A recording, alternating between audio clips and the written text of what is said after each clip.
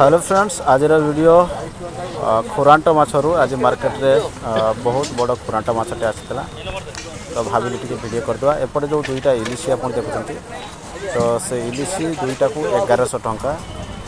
तो आज मार्केट रे इलिशी माछ ना तो मार्केट पशु पशु अनेक गुड़े माछ देखी सबुठ कम दाम थिला गोटे फासी माछ थिला जोटा कि जार दाम थिला 40 टंका। तो ये देखिए जो माछटा 40 टंका केजी थिला। केतना भाई माछ मार्केट रे अन्य माछ थिला ता भितरे सबुठ दामिका जो कहले इलिशी माछ की माछ के दुईटा माछ को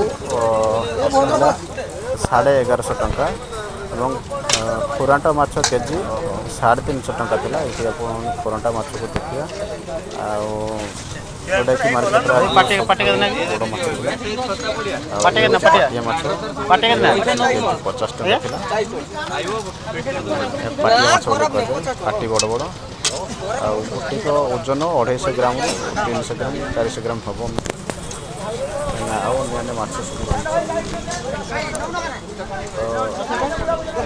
सब भाई माछ केतना ये माछ 100 टंका केजी। देखिए नेक्स्ट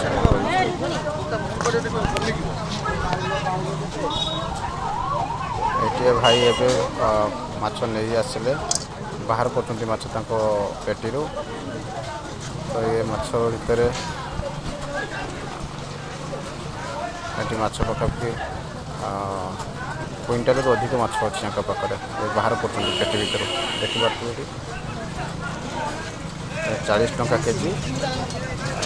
पाखे जिते माछ था 40 टंका केजी। कंटिका माछ केवल 70 टंका। खुरांट माछ जोड़ा देखते खुरांट माछ 350